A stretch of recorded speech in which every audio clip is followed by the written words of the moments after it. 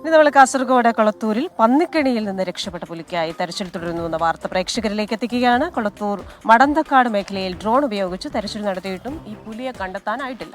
പ്രദേശത്ത് വനംവകുപ്പ് ദ്രുതകർമ്മ സേനയുടെ കാവലുണ്ട് എങ്കിലും ജനങ്ങളുടെ ആശങ്ക ഇപ്പോഴും ഒഴിഞ്ഞിട്ടില്ല.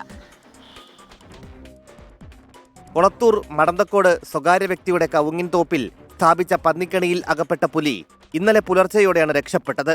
വെറ്റിനറി ഡോക്ടറുടെ നേതൃത്വത്തിലുള്ള സംഘം മയക്കുവെടി വയ്ക്കുന്നതിനിടെയാണ് പുലി ചാടിപ്പോയത്. പുലിക്കു മുന്നിൽ ഉണ്ടായിരുന്ന ഡോക്ടർ തലനാരിഴയ്ക്കാണ് രക്ഷപ്പെട്ടത്. പുലിക്ക് പിന്നാലെ വനപാലകർ തെരച്ചിലിനായി പോയെങ്കിലും കണ്ടെത്താനായില്ല. കാസർഗോഡ് വനം വകുപ്പ് ഡിവിഷന് കീഴിലുള്ള 10 അംഗ RRT സംഘമാണ് തെരച്ചിൽ നടത്തുന്നത്. വയനാട്ടിൽ നിന്നെത്തിയ 8 അംഗ വിദഗ്ധ സംഘം പ്രദേശത്ത് ഡ്രോൺ പരിശോധനയും നടത്തുന്നുണ്ട്. പുലി രക്ഷപ്പെട്ടതോടെ കൊളത്തൂർ മേഖലയിലെ ജനങ്ങൾ ആശങ്കയിലാണ്.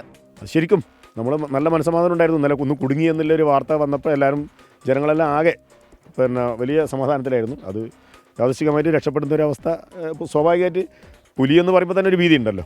ഏതായാലും ആശങ്കയാണ്, വലിയ രീതിയിലുള്ള ആശങ്കയാണ്. രാത്രികാലങ്ങളിലെ തെരച്ചിലിനായി തെർമൽ ഡ്രോൺ കൂടി എത്തിക്കാൻ വനം വകുപ്പ് നീക്കം നടത്തുന്നുണ്ട്. പുലി മൂളിയാർ വനമേഖലയിലേക്ക് കടന്നുവന്ന നിഗമനത്തിലാണ് വനം വകുപ്പ് ഉദ്യോഗസ്ഥർ. 24 കാസർഗോഡ്.